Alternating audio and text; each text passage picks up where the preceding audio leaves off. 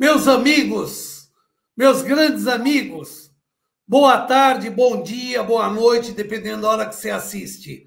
Nós estamos começando um novo programa Frente a Frente com o Bernardo, por essa emissora que eu amo, BCC International Television.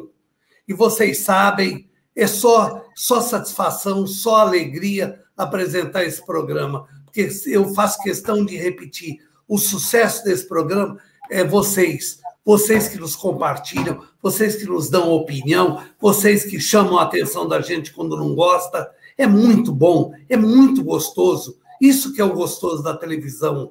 Obrigado. Hoje, como sempre nós fazemos, vocês sabem, nós procuramos trazer o que existe de melhor, as pessoas que têm conteúdo que possam oferecer alguma coisa a vocês.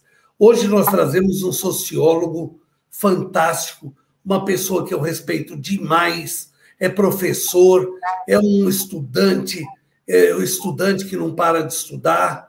Eu estou me referindo a Davi Vega, ele é professor de faculdade, tudo.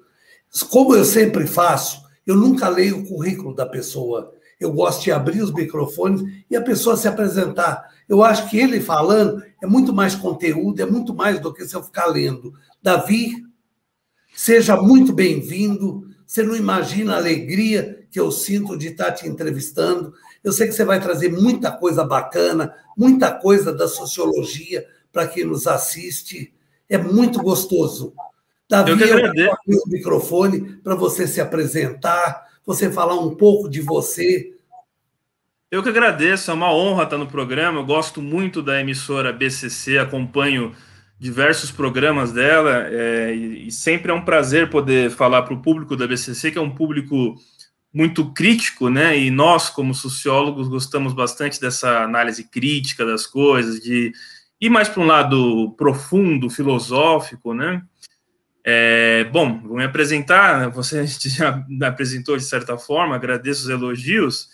Eu sou sociólogo, atuei na Escola Livre de Sociologia e Política de São Paulo, que é uma instituição que eu tenho um carinho muito grande, me formei lá, estudei lá, e desde sempre me interessou muito essa questão de humanas em geral, né, tanto a filosofia quanto a política, a antropologia, a sociologia, a história também, por conta de influências familiares também, né. Meu avô participou de um evento histórico que foi a Guerra Civil Espanhola. Ele participou desse conflito e eu cresci ouvindo as histórias dos dois grupos, ou pelo menos dos dois bandos em conflito, né? E sempre me interessou muito as ideologias que estavam lá em questão. Então eu parti depois para pesquisar o anarquismo, o comunismo, né? Ou os diferentes tipos de socialismo, o fascismo, falangismo, nacional-socialismo, e acabei entrando nesse imbróglio aí de ideologias, né, que eu gosto bastante mesmo, mas eu agradeço muito a oportunidade, vamos bater um papo bem proveitoso, assim, em torno desses temas político-filosóficos, né. Além de toda a bagagem que você me apresenta, tem uma que me chama muita atenção, porque eu sou uma pessoa que admira muito, é o escritor, a pessoa que escreve, que tem coragem de colocar no papel aquilo que pensa, sem medo de receber críticas ou elogios. Eu admiro muito você por ser escritor. Vejo aqui os livros, o Cadarços Brancos. Fala um pouquinho, bem rápido, porque nós temos muita coisa para conversar. Fala um pouquinho desse livro, depois eu quero que você fale um pouquinho Entre o Sonho e a Barbárie. Certo, o Cadarços Brancos, Entre o Sonho e a Barbárie, é um livro que eu fiz uma pesquisa sobre essas grandes ideologias, como eu falei, do passado, como elas se apresentam no cenário atual, principalmente por grupos de jovens ideológicos, né, como dos punks e dos skinheads, e também a versão abrasileirada, que é dos carecas. Então eu pesquisei a ideologia que permeava esses grupos e como eles pegam no passado elementos utópicos, elementos dessas ideologias de exceção, muitas delas também, como que eles adaptam no cenário atual. Então, o Brasil ele tem uma característica muito curiosa de plasticidade. Aqui as coisas não são muito rígidas, elas têm tem uma liquidez, elas são líquidas, elas são muito maleáveis. Então, as próprias ideologias, ambos espectros radicais, eles se encontram muitas vezes aqui. Então, isso é curioso, né? Pelo viés de um personagem fictício que eu emprestei a minha identidade a ele, e ele vai apresentando a obra bem como crônicas das histórias pessoais de cada membro que conheci, ou de líderes também, que fizeram parte desses grupos, né? Alguns que saíram na mídia, inclusive, né? Tem histórias ali que as autoridades não puderam averiguar, ou, enfim, a minha intenção não é delatar ninguém, mas eu coloquei nomes fictícios que não comprometem também a identidade dos membros para apresentar uma história underground, principalmente de São Paulo, que é onde o livro é ambientado, né? O que você acha? Eu confesso que eu tenho um pouco de dificuldade.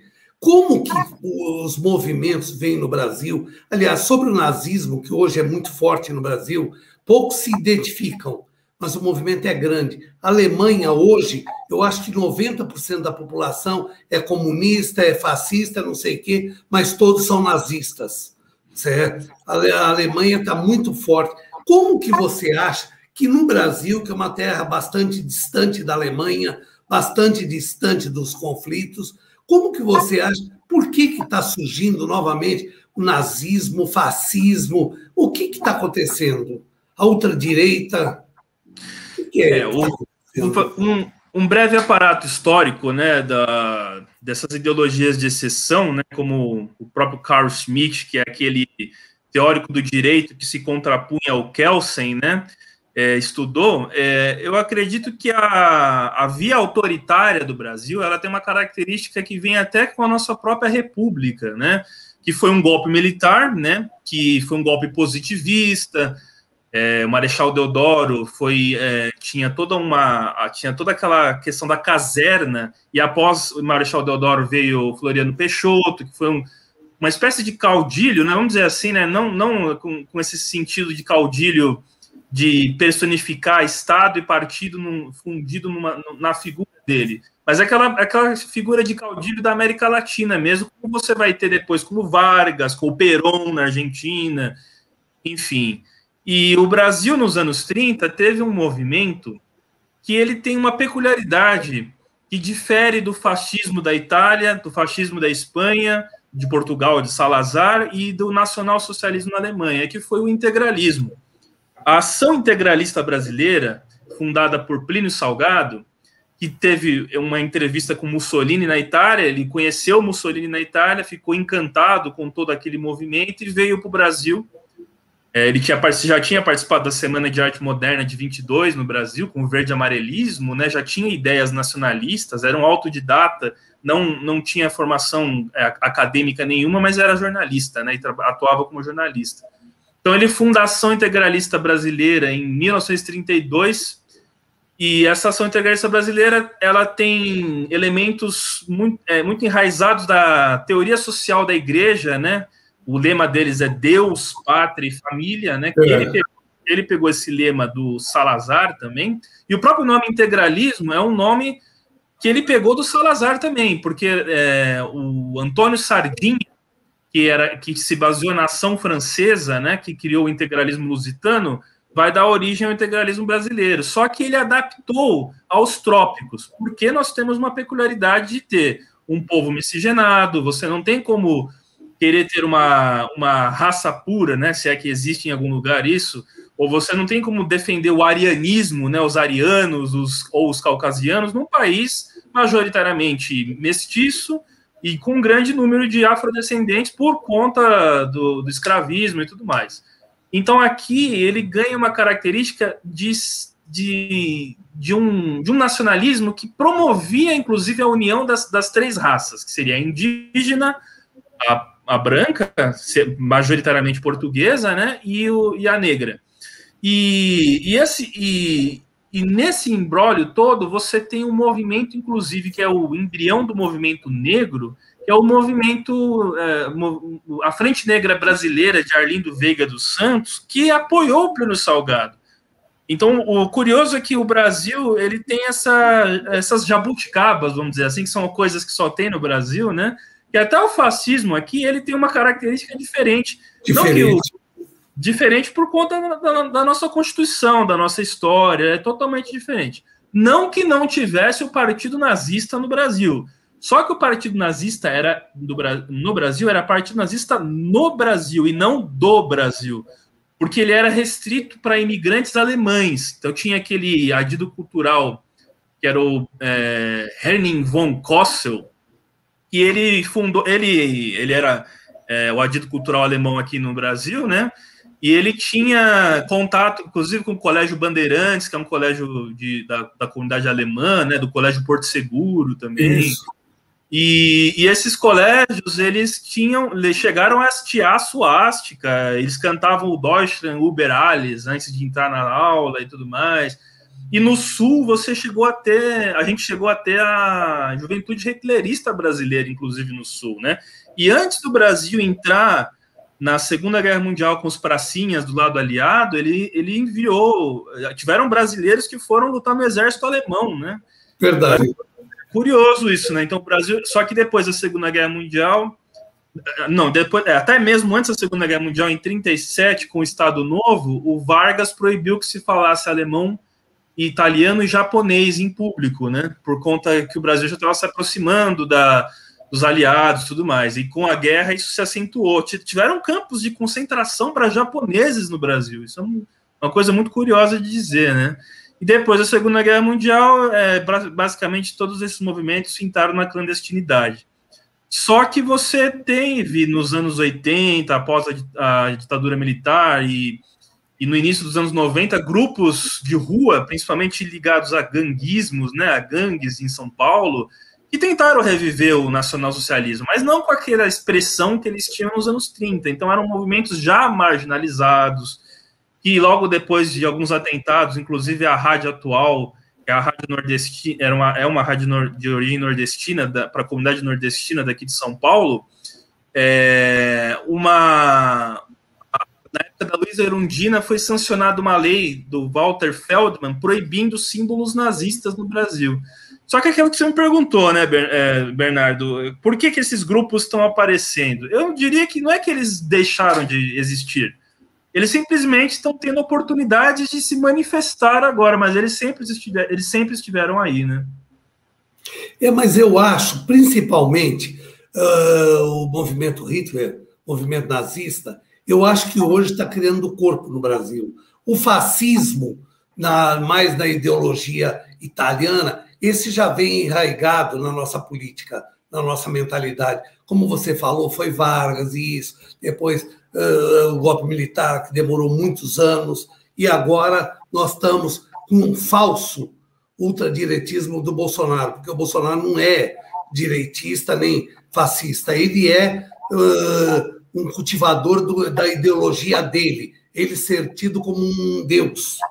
Então, eu acho muito gozado, porque como está se mudando a política brasileira, eu acho muito engraçado, e está criando corpo. Você, quando falou, você falou muito bem, existe aqueles que apoiam que o perigo de uma revolução seria isso.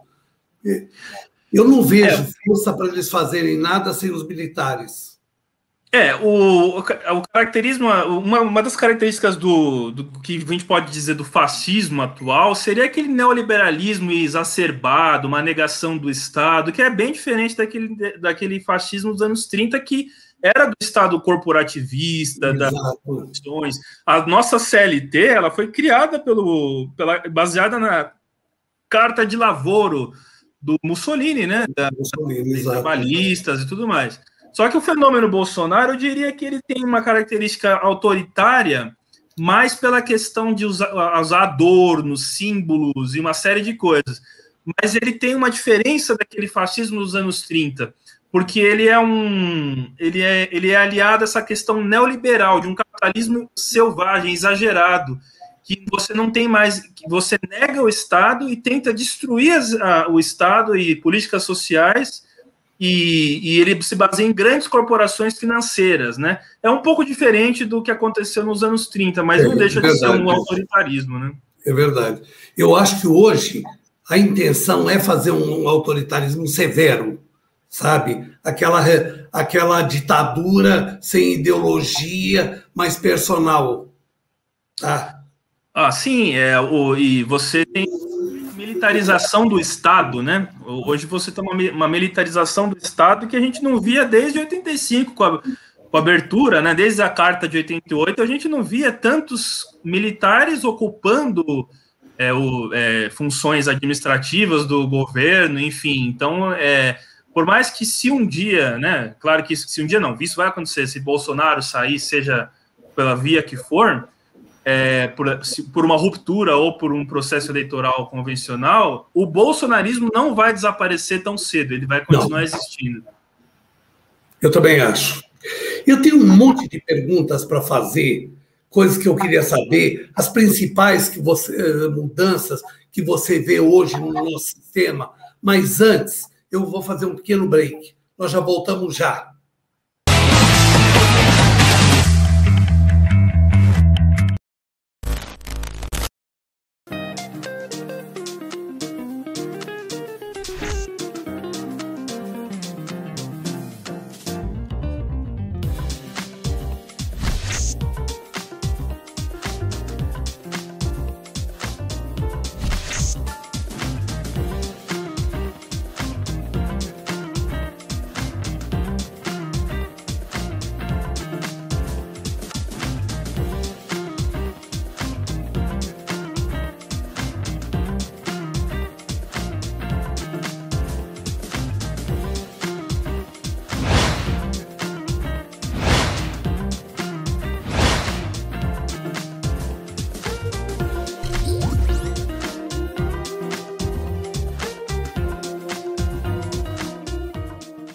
Otimize seu tempo na cozinha. O forno elétrico Lair é um eletrodoméstico prático e eficiente, ocupa pouco espaço e muito bonito. São diversos tamanhos e modelos que deixam seu assado mais uniforme e saudável, com controle de temperatura e fácil de limpar. Lair, há 78 anos fabricando fornos, fogões e churrasqueiras elétricos e a gás, com muita qualidade e beleza.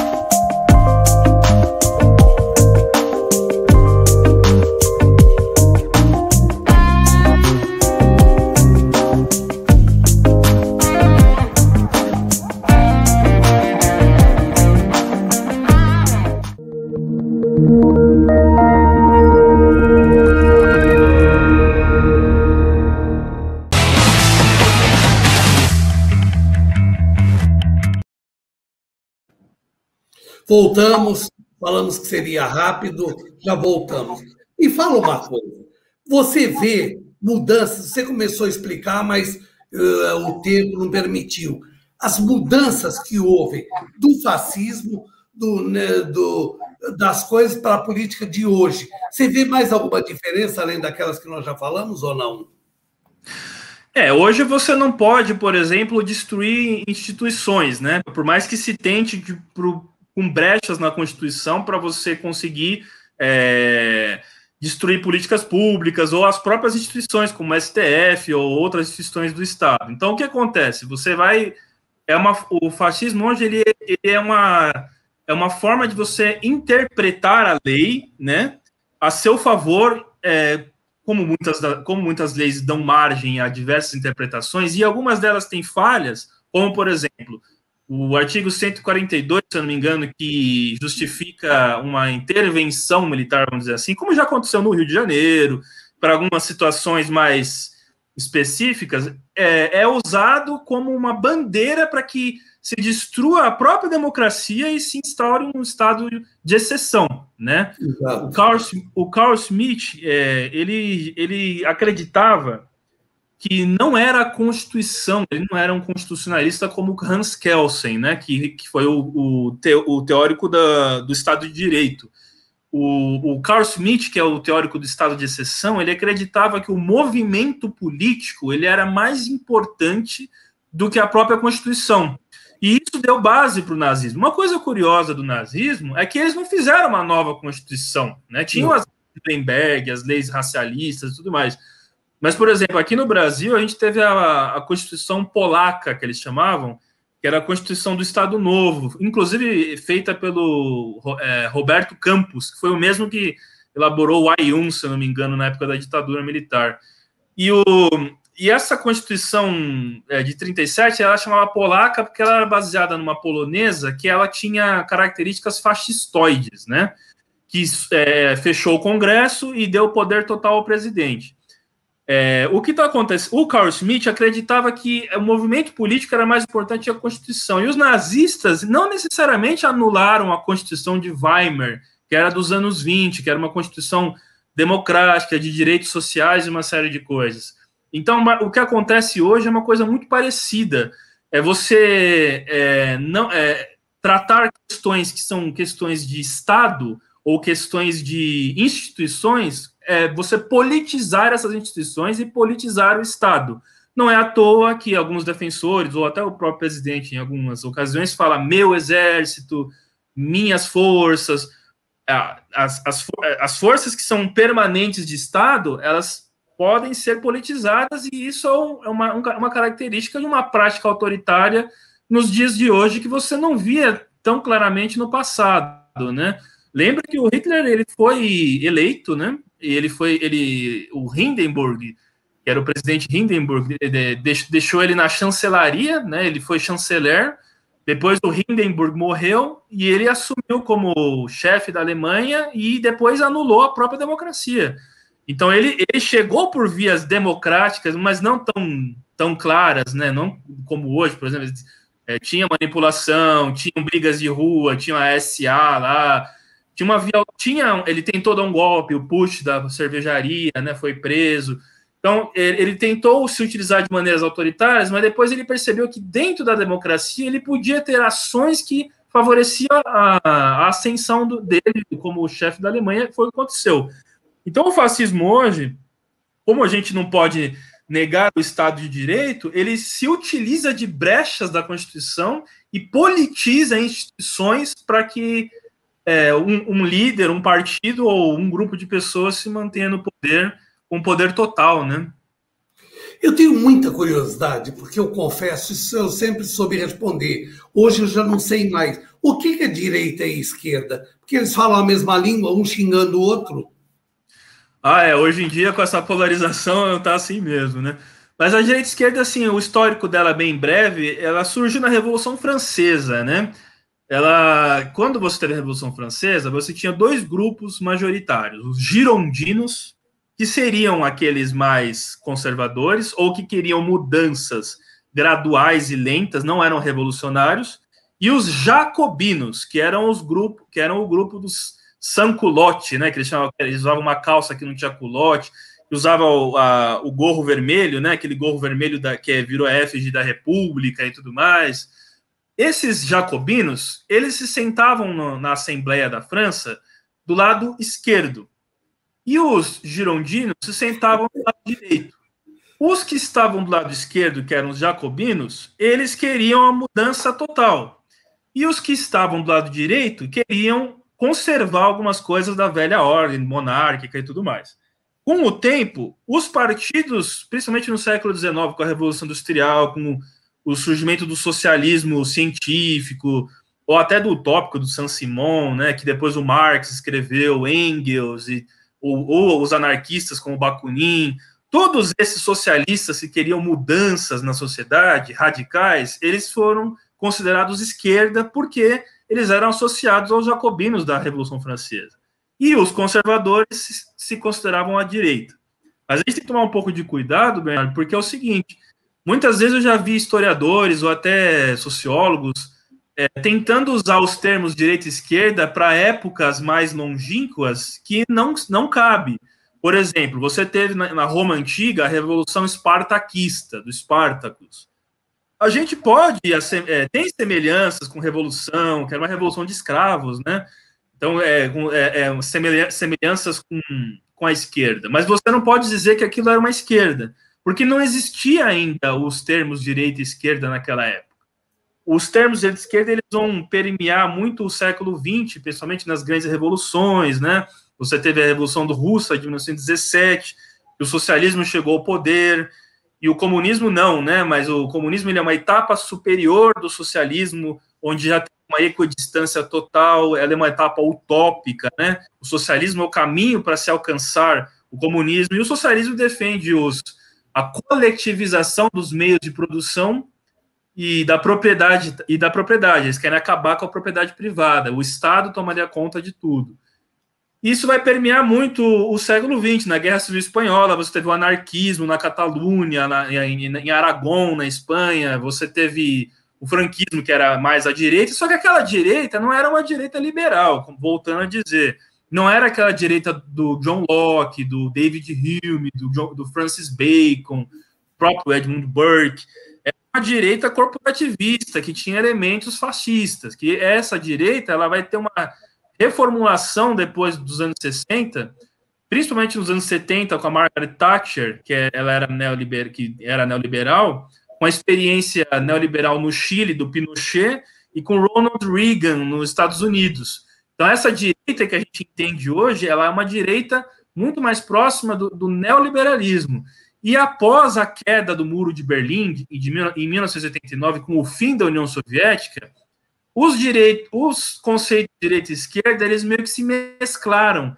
Então, você tem partidos que eles têm elementos dos dois espectros, e movimentos também. O PT, por exemplo, ele nunca deixou de ser um partido neoliberal, né? Principalmente quando o Lula escreve aquela carta aos brasileiros e eles chegam ao poder em 2002, eles tinham políticas neoliberais. Não é porque eles tinham medidas assistencialistas, do estado de bem-estar social, do welfare state, né? Que eles eram socialistas ou comunistas ou qualquer coisa assim. Eles tinham elementos dos dois espectros, porque hoje as coisas não são tão rígidas, como eu disse no início da nossa entrevista. Hoje as coisas elas se fundem muito. Porque antigamente o mundo ele era dividido entre capitalismo Estados Unidos e socialismo União Soviética. Exatamente. Depois que o mundo bipolar deixou de existir, a gente tem uma fusão, a gente vê um mundo multipolar hoje, uma fusão de todos esses conceitos. E eu acredito, Bernardo, que com essa tecnologia de hoje, com a internet, com as redes sociais, com essa questão de mídias sociais e tudo mais, a gente vai assistir uma coisa totalmente nova no futuro, e um futuro muito breve que já está acontecendo, por conta da pandemia também. Muitas dessas questões... Tem pessoas que ainda estão lá no nacional desenvolvimentismo dos anos 60, discutindo Estado leninista, Estado burguês. Essas pessoas têm que se atualizar, porque a gente está vivendo um período totalmente diferente. E no futuro, essas coisas, vai surgir já está surgindo uma sociedade que é muito individualista, que está acentuada no individualismo cada vez mais. E eu acredito que não tenha que ter medidas de bem-estar social. Precisamos de medidas populares, medidas para reduzir as desigualdades, enfim, tudo isso é muito importante. Mas não adianta a gente ficar discutindo Estado burguês e Estado leninista nos dias de hoje, se a gente quiser ter alguma coisa que funcione melhor, né? Eu não sei se eu estou errado. Acho eu que não. Porque é impossível voltar durante a Segunda Guerra Mundial, o comunismo, o estado da ditadura ideológica. Eu acho que hoje não existe. O comunismo morreu, não existe mais em lugar nenhum. A China, que é o único que ainda mantém a bandeira do comunismo, o nome comunista, é o Estado mais democrático que eu já vi na minha vida. Eu leio muito sobre a China. Lá você só não pode roubar. Agora, você fala em comunismo ferrenho, a China é totalmente liberal. Lá não tem pobreza, não tem nada. Você só não pode se meter em política. Eu tenho um amigo que mora na China, ele falou, Bernardo, hoje, no mundo, não existe uma vida melhor do que na China, desde que você não se meta em política. Não tem pobre, não tem fome, não tem nada. O Deng Xiaoping, na China, né, ele fez uma reformulação no Estado chinês que não se via desde a Revolução Cultural do Mao Tse Tung. Exato. E ele tem o Partido Comunista Chinês, ele ainda é majoritário lá na China, embora você tenha os descendentes do Kuomintang, que é a oposição ao Partido Comunista Chinês. Só que hoje a China tem uma política externa, principalmente, totalmente capitalista. Totalmente. E, internamente, como eles têm 1,5 bilhão de pessoas, né, o número de milionários na China é o número da população brasileira, de 211 milhões. É muita gente, sabe? Então, a China é um país que ela tem uma curiosidade, uma peculiaridade muito... Ela tem as jabuticabas dela também. Tem um escritor que, inclusive, faleceu de Covid há pouco tempo, um antropólogo chamado Marshall Salins. Ele estudou a questão chinesa, né? E é interessante, chamava As Cosmologias do Capitalismo. Como que o comunismo ele foi implantado de forma diferente em diversos países. O comunismo de Cuba, o comunismo da Coreia do Norte, o comunismo da União Soviética, ele tem a peculiaridade de cada país, ele não é uma coisa única. Então, a China tem essa peculiaridade, que foi uma coisa que favoreceu as medidas capitalistas e liberais de comércio, principalmente comércio exterior, porque a forma com que o socialismo foi implantado lá, ele foi implantado de uma forma totalmente diferente, levando às questões peculiares de cada país, né? Da realidade local, né? Você veja, eu tenho um amigo meu que mora em Wuhan, certo? Muito que eu falo da China é por ele que me passa. Ele está em Wuhan, eu acho que há uns 15 anos ele mora lá. Ele foi como engenheiro, não sei se da General Motors, da onde foi, que ele foi para lá. Não, ele foi para o laboratório. Porque Wuhan, ele é uma cidade de 13 ou 14 milhões de pessoas, tá? Que tem um desenvolvimento danado. Existe um mega laboratório americano lá, certo? E ele fala, eu vi um documentário, eu não lembro em que televisão passando, sobre a vida em Wuhan. É brincadeira. Primeiro, não existe pobre. Se você não for trabalhar, o governo te dá um apartamento de 150 metros, 3 dormitórios, uma suíte, totalmente equipado com tudo que existe de mais moderno, televisão, computador, tudo. E você não paga. Você vai trabalhar 15 anos ou 20 anos, dependendo do teu emprego. Você trabalha e for fiel ao teu emprego, o governo te dá o apartamento. Não existe mais pobre, não tem pobre na rua. Eles estão diminuindo bastante. De boa. Eles estão diminuindo bastante as diferenças sociais. Até pouco tempo atrás, um operário chinês ganhava o mesmo que um operário dos anos 90, 2000. Ganhava o mesmo que um operário da Revolução Industrial na Inglaterra do século XIX. Então, era uma coisa... Ganhava muito, tinha muita miséria ainda, mas eles estão reduzindo de uma forma drástica, tá? A China vai ter um potencial enorme. Eles estão comprando muitas terras agricultáveis na África. Aqui no Brasil. Aqui no Brasil, a China está comprando a África inteira, vai comprar o Brasil inteiro. A China já está dominando tudo, assim, sabe? E é uma coisa... E ninguém segura essa velocidade com que eles crescem. É o país que mais cresce do mundo, se não me engano, no PIB por ano, né? E ainda tem uma diferença com os Estados Unidos, mas são mentalidades e realidades e culturas diferentes também, não dá para comparar. Mas a China vai ser a grande... O Muniz Bandeira falava que a gente vive uma nova Guerra Fria, né? Eu acho. Estados Unidos e China, né? Para te falar uma coisa. Você veja a diferença da China para os Estados Unidos. A economia americana aumentou 3,2%. A China, 18,7%. Só para você ter uma ideia. O PIB, que teve uma alavancada superior a 18,7%. dos Estados Unidos cresceu 3,2 coisa. A China, ela não tem tempo quente. Você falou em salário, o salário na China é muito pequeno em relação ao dólar. Só que tudo lá é barato.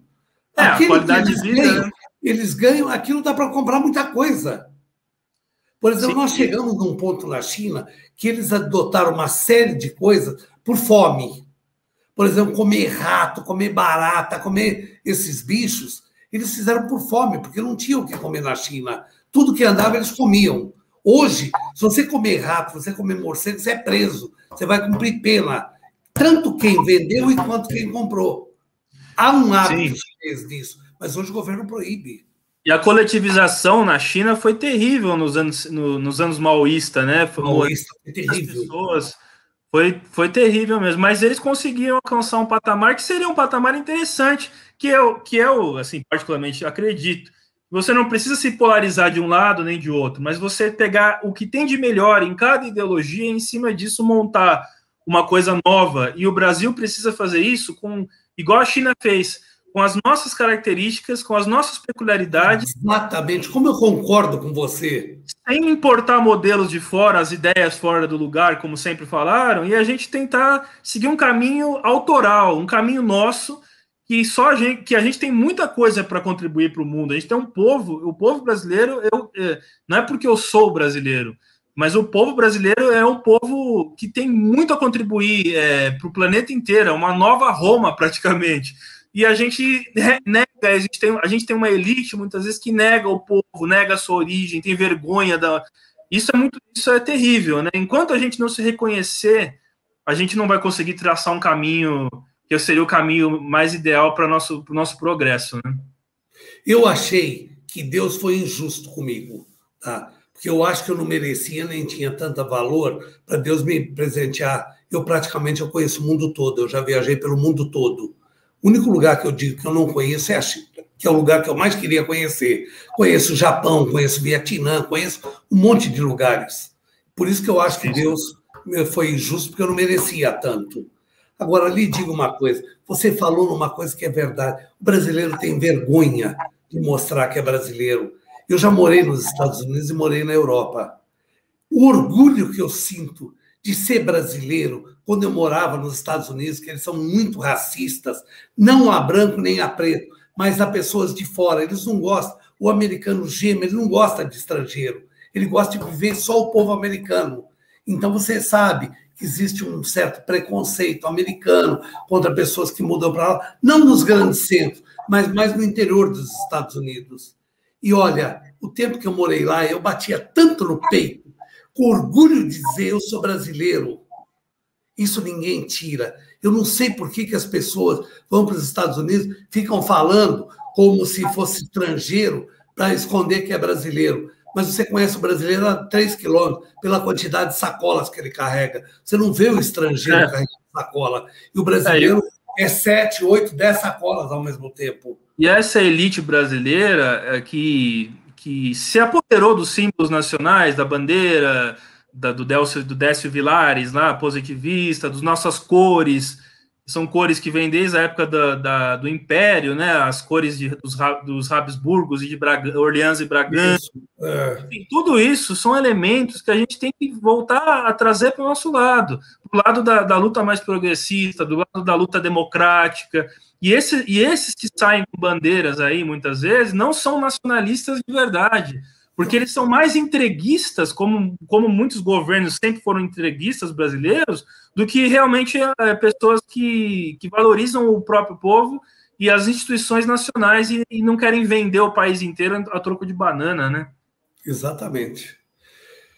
Davi, infelizmente, a televisão, eu sempre falo, isso não canso de falar, a televisão só tem um mal. Eu sempre, a minha vida toda, eu fui advogado. Hoje eu larguei a advocacia pela televisão. É a coisa que eu mais amo na minha vida. Mas a televisão tem uma coisa de ruim. Ela tem tempo.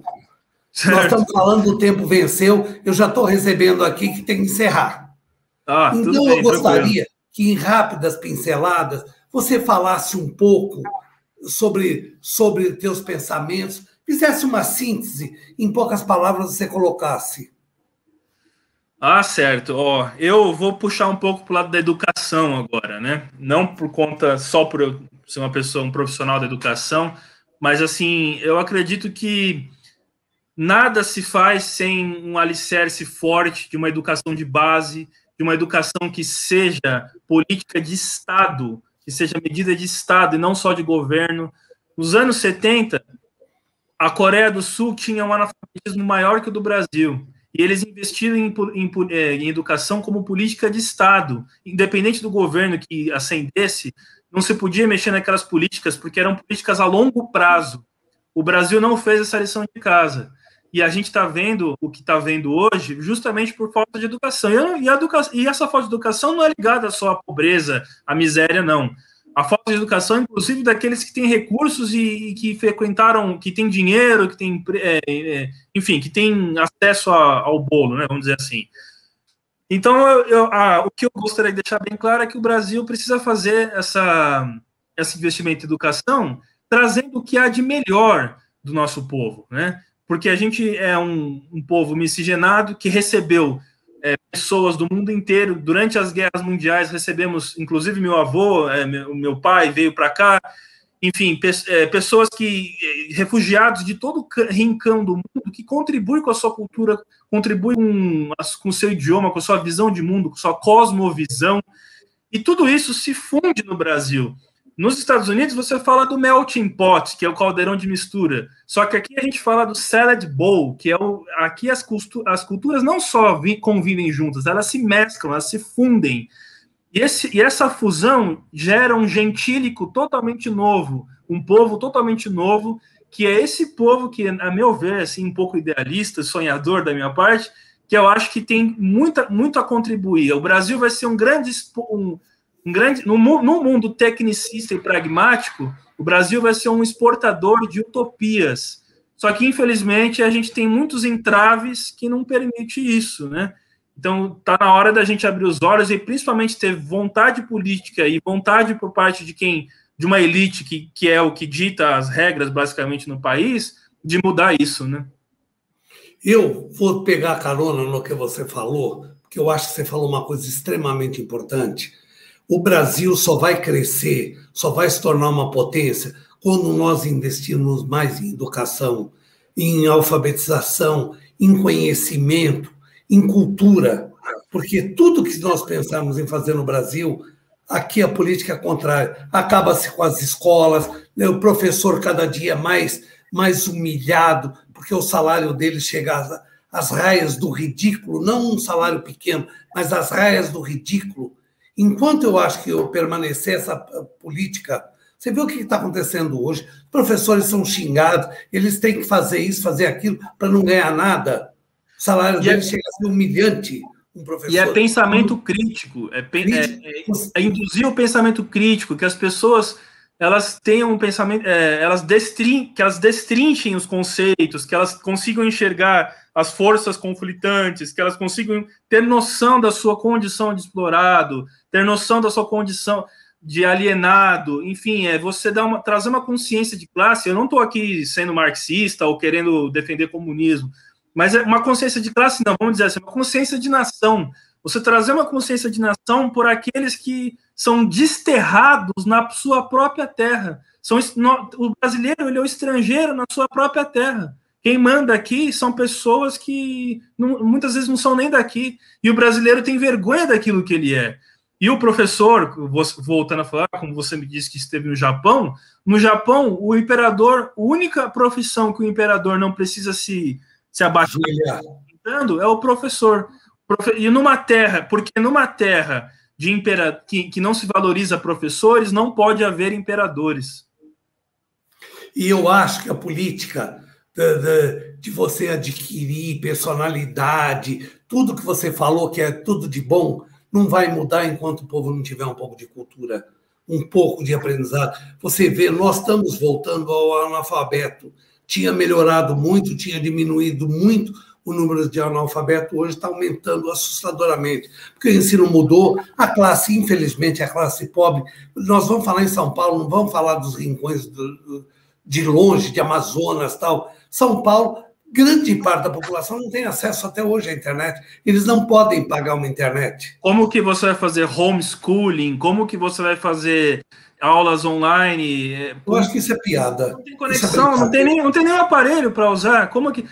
É terrível. E também a questão da leitura, né? A gente tem um número de analfabetos funcionais que não conseguem interpretar texto, e universitários formados que não interpretam um texto.